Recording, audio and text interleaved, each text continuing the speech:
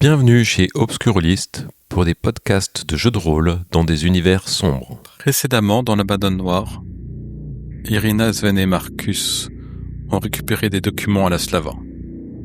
Ils vont maintenant devoir aller s'occuper de l'incarné dans une base militaire. Bonne écoute de la Madone Noire, épisode 43. Ok.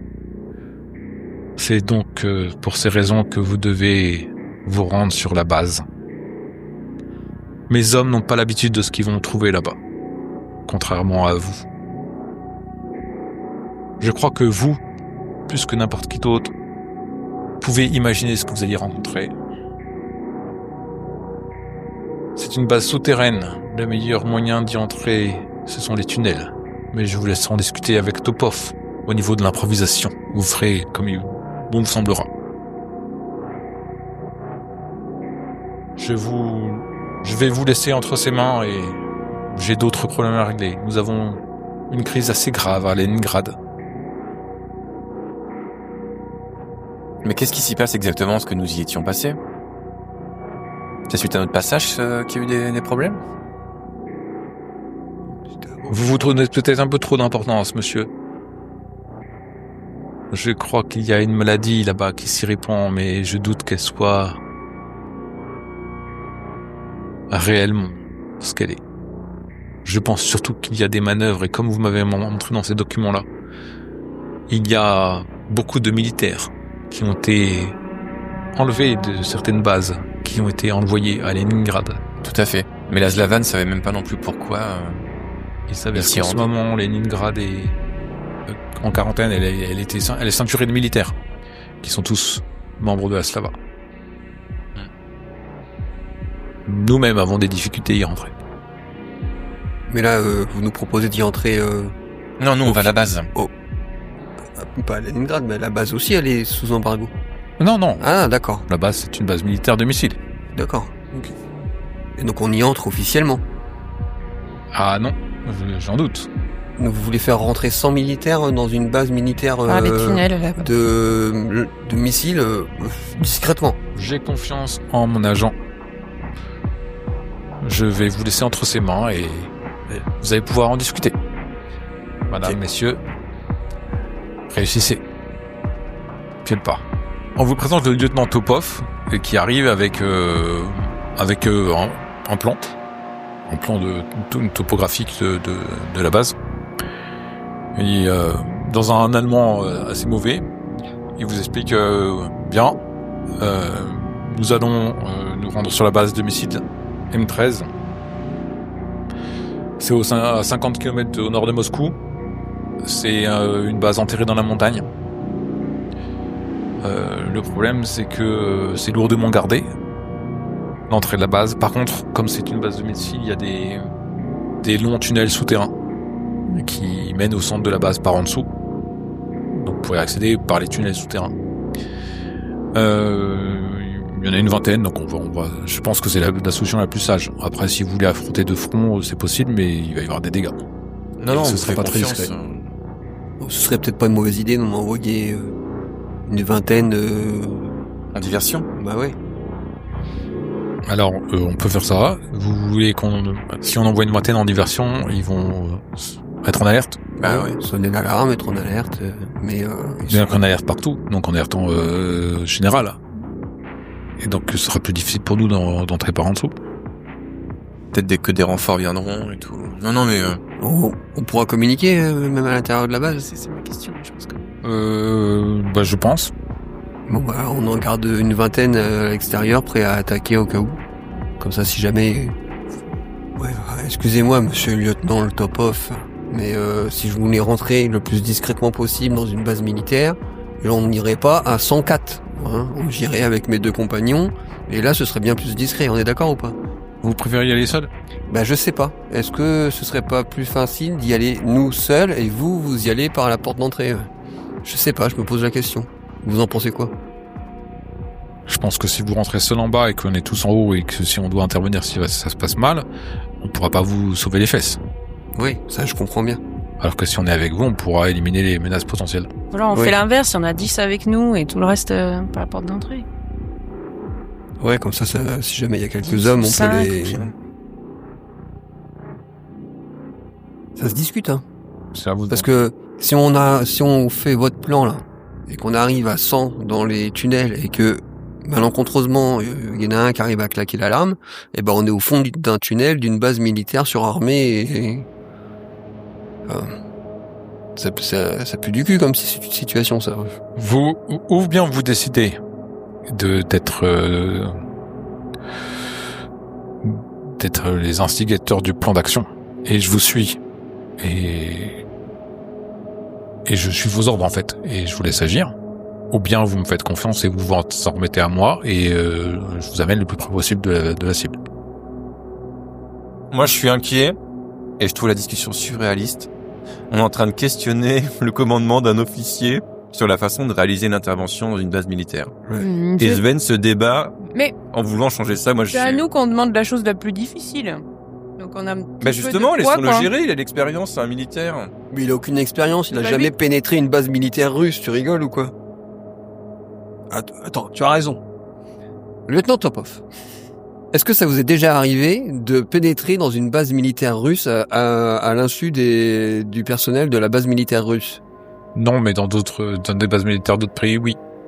D'accord. Des bases militaires enterrées, elles aussi, des bases militaires de lancement de missiles nucléaires surarmés et surprotégés. Vous avez des états de service à présenter? Vous avez raison, moi non plus. On coupe la poire en deux, on y va avec une trentaine, quarantaine d'hommes, et on laisse l'autre moitié pour attaquer, pour faire diversion si on en a besoin. Donc il vous demande si vous avez besoin de matériel? Oui. Ah, un petit peu, ouais, quand même. Ouais. Même si c'est pas ma Il vous donne spécialité. des fusils d'assaut. Et un gilet pare-balles. Bah oui. Et un gilet Et un pare-balles. casque. Tu veux un fusil d'assaut aussi? Bah ouais, hein. On sait jamais, hein. Vous êtes emmené en fait en voiture jusqu'à un point en pleine nature. Au milieu de la montagne? Non, au milieu de la plaine. Et la route s'écarte. En fait, vous suivez un chemin de terre dans la forêt, etc. Et vous arrivez, il y a comme un blocos un peu enterré, si vous voulez, avec une grosse bouche d'aération. Comme un puits d'aération, en fait. Comme ça. Et il va l'ouvrir, et puis vous et une cinquantaine d'hommes, donc des bérets noirs russes, donc ils sont tous en noir, machin. Vous allez descendre, vous arrivez dans des tunnels. Le tunnel, il fait 6 mètres de diamètre. Wow. Et il y a des rails au sol. Vous comprenez qu'en fait, il est complètement circulaire.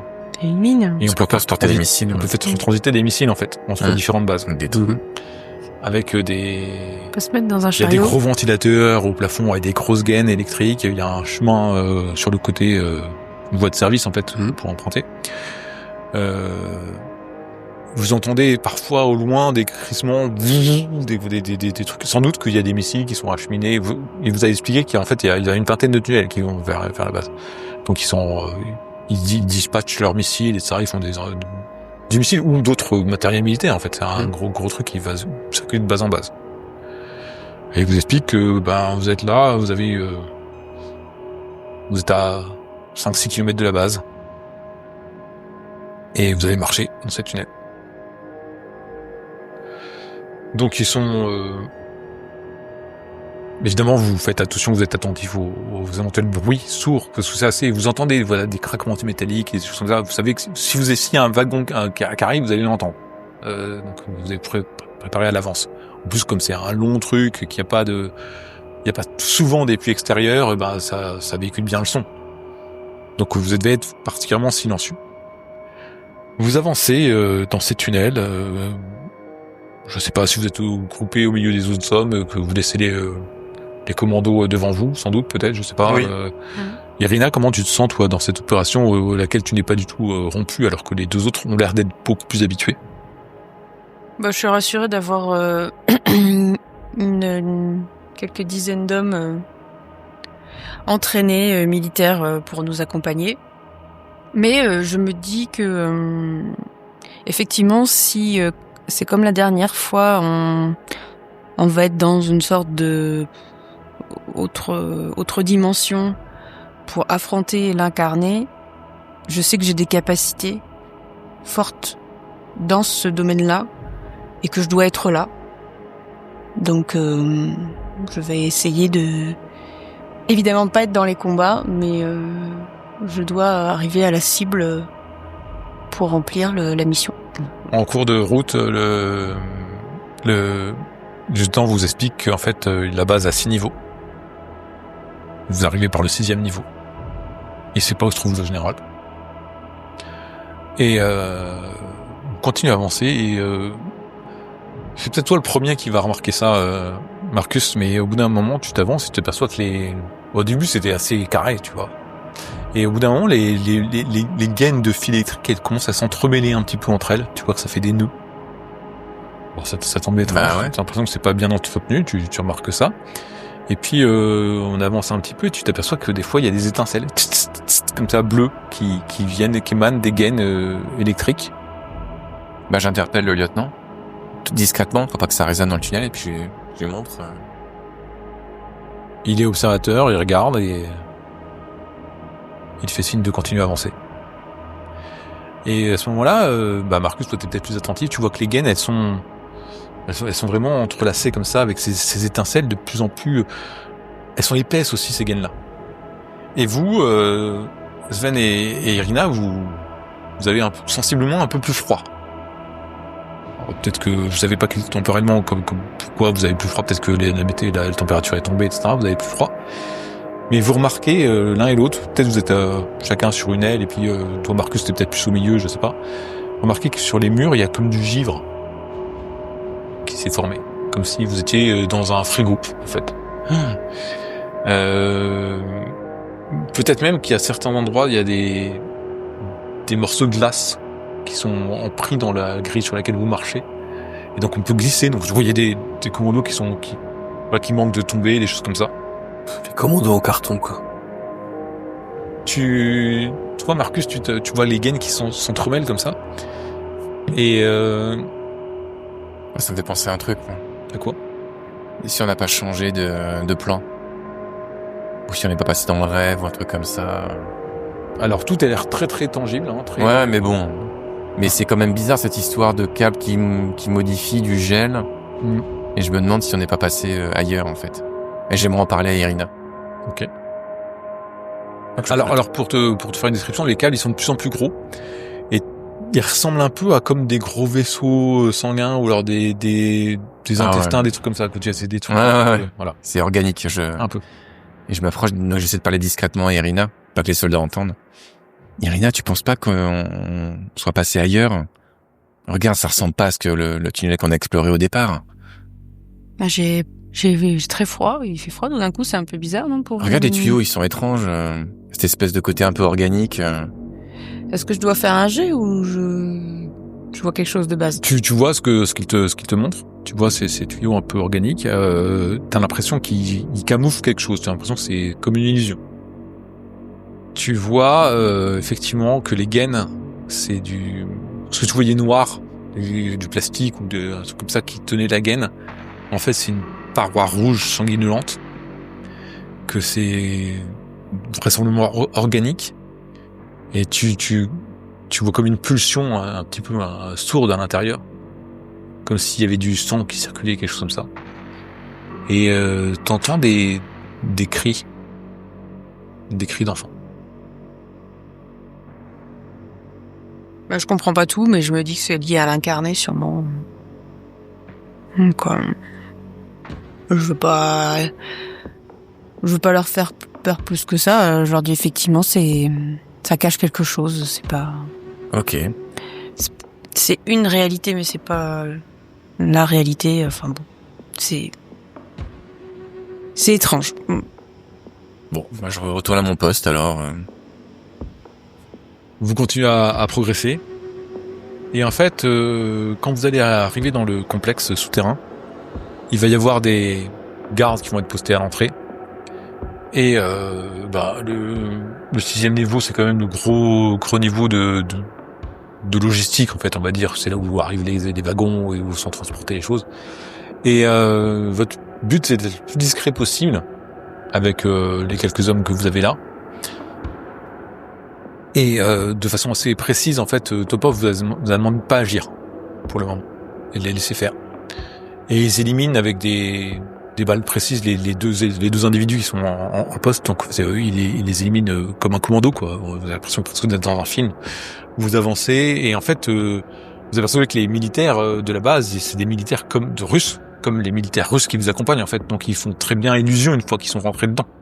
Mais à chaque fois qu'il y a un doute ou un problème, ils éliminent la menace en question et ils essayent de pas alerter les autres en fait, de rester de faire illusion quand ils croisent quelqu'un qui est un militaire manutentionnaire qui vient de sortir d'un truc qui lève pas la tête, et ils passent comme ça, comme si tout était normal en fait. Ils se contentent d'éliminer les menaces et ils vont faire passer au niveau du dessus. Vous allez prendre un ascenseur, il y a un ascenseur pour monter. Et donc vous allez prendre l'ascenseur qui monte, vous arrivez au 5e niveau. Et le froid est extrêmement glacial. L'air est humide, toutes les surfaces sont glissantes, il y a du givre partout, de la condensation partout, de la crasse. Il y a de l'huile, de la moisissure, il y a des câbles électriques qui pendent du plafond, il y a des qui sont laissés à l'air comme ça, avec des étincelles ça peut effrayer. Il y a certains des commandos qui sont avec vous qui commencent à pas être serein, quoi. Ils se disent c'est bizarre, quoi.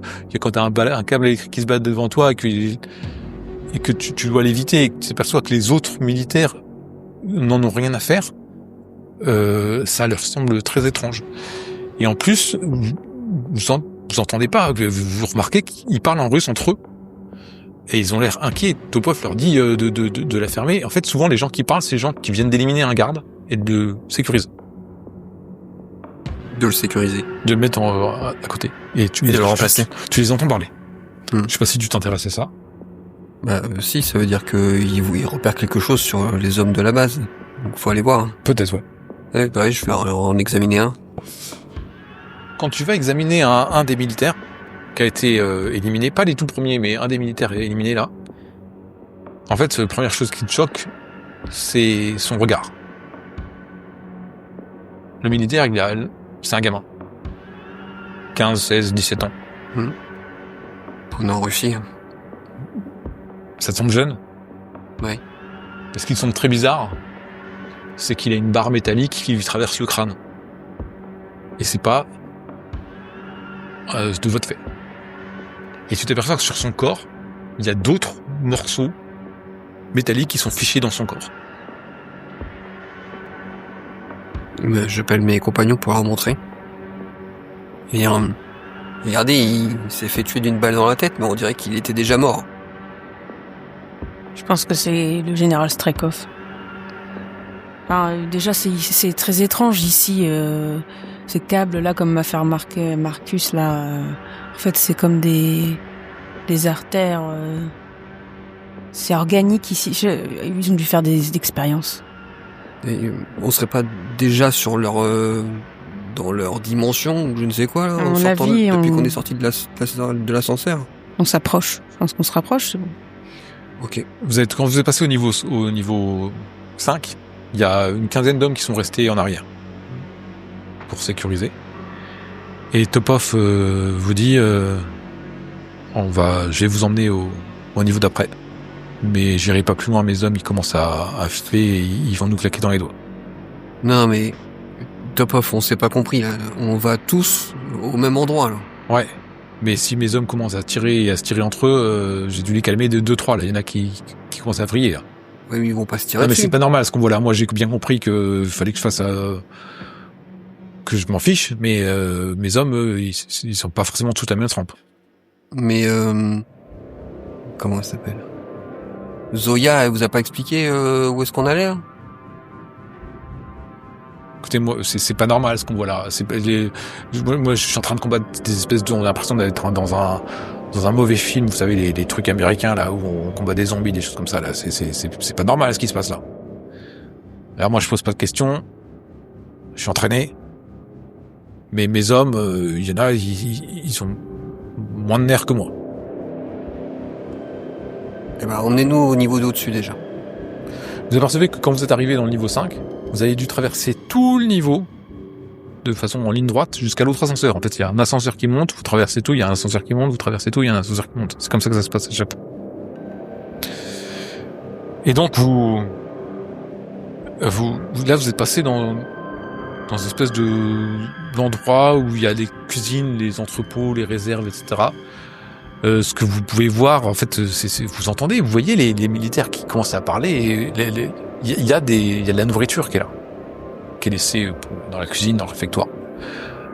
C'est de la viande qui est verte, qui est à moitié congelée, voilà, complètement faisandée, passée, et elle est laissée là à disposition. Et vous voyez que certains garçons qui en mangent avec appétit. Vous seriez pas. Et vous arrivez au 4e niveau. Là, je peux pas vous dire, on sécurise cet endroit-là, mais j'ai pas plus loin. Vous êtes il y a plus qu'une dizaine d'hommes avec les plus entraînés.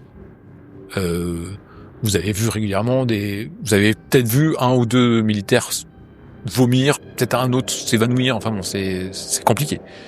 Dans ce 4e niveau, c'est donc il fait extrêmement froid. Hein. On est à peut-être -3, -4. Vous êtes habillés comme naturellement en fait, et tout est dans un brouillard dense. On n'y voit pas grand-chose, quoi. On est surpris des fois, il y a quelqu'un qui arrive devant soi. Il fait froid, il y a un gros brouillard. Évidemment, tout glisse. Et vous entendez régulièrement des bruits mécaniques dans ce niveau-là, comme si c'était un niveau de travail, on va dire. Ça n'a rien à voir avec des silos de missiles ou des stockages ou. Bah oui. Pas d'équipement, d'ordinateur. Il y a rien du tout, ouais. De silos, je sais pas. Vous apercevez aussi Putain, à un moment, il y a quelqu'un qui passe devant vous sans vous voir avec une veste de scientifique et qui continue. Et on vous amène au pied d'un ascenseur qui pourrait potentiellement monter. On y va. On monte, si ça monte. Oui, vous avez pris un ascenseur qui monte, vous avez dû traverser comme d'habitude et vous allez prendre un autre ascenseur qui monte. Ok. À ce moment-là, le lieutenant, lui, du coup, il fait quoi? Je vous attends là. Ok. De toute façon, vous pouvez communiquer par radio, tant que ça marche. Ouais. C'est ça, oui. Vous êtes dans cet ascenseur, tous les trois. C'est un ascenseur qui est assez vaste, hein, puisqu'à chaque fois, vous montiez peut-être une dizaine de personnes à chaque fois. Hein, donc, et vous montez Niveau 3. Au niveau 3. On n'est plus chez nous, hein. On est passé ailleurs. Bah en tout cas, si on n'y est pas, on est sur le paillasson, ouais. Vos armes, elles sont comment, là? Ah bah moi, elle est... Chargé, chef. Ouais, armée chargée à l'épaule. Prête à tirer. Toi aussi, Irina? Je fais ce que je peux, je suis la dernière, là, Est-ce qu'elle arrive à porter l'arme? C'est lourd, hein. Carrément. Je mets la sangle. Vous arrivez au 3e niveau. Et il fait un noir profond. Quand vous vous apercevez à peine la buée qui sort de votre bouche quand vous respirez. Vous grelottez de froid, le bout de vos doigts sont complètement engourdis. Pour tirer, ça va être plus dur. Vous avez éventuellement, au fond, dans des pièces, vous avez des lumières qui clignotent, comme s'il y avait des ordinateurs, des cartes tactiques, des choses comme ça. Il fait -10 degrés. Est-ce que vous allumez une lampe quelconque? Est-ce que vous avez... Il y a peut-être une lampe, je sais pas, attachée à l'arme, non? Ouais, peut-être. Au pire, si elle n'a pas sur le fusil d'assaut, je sors mon pistolet, j'en ai peut-être mis une dessus. Pour éclairer. Devant vous, il y a un long couloir qui semble faire un angle. C'est tout ce que vous croyez apercevoir en balayant comme ça de votre fusil. Bah, on continue, on a déjà fait 3 niveaux comme ça. Hein. On sait maintenant qu'il faut qu'on traverse discrètement, rapidement, jusqu'à l'autre ascenseur. Ok. Donc vous avancez dans ce couloir. Vous croisez une première porte sur votre gauche, puis une deuxième juste à côté, puis une troisième. Le couloir fait le coude, vous tournez. Vous continuez ce couloir-là. À votre droite, vous sentez qu'il y a une porte qui donne sur une pièce. Irina, fais-moi un test d'intuition magique, s'il te plaît. Tu sens une main qui te serre au niveau du cou. Ah ouais. Glacial. Qui commence à presser, à te broyer, puis à te tirer en arrière. Alors que t'avances dans le couloir, tu vois l'ascenseur est au bout. Et t'entends la voix de ta mère qui dit « C'est là !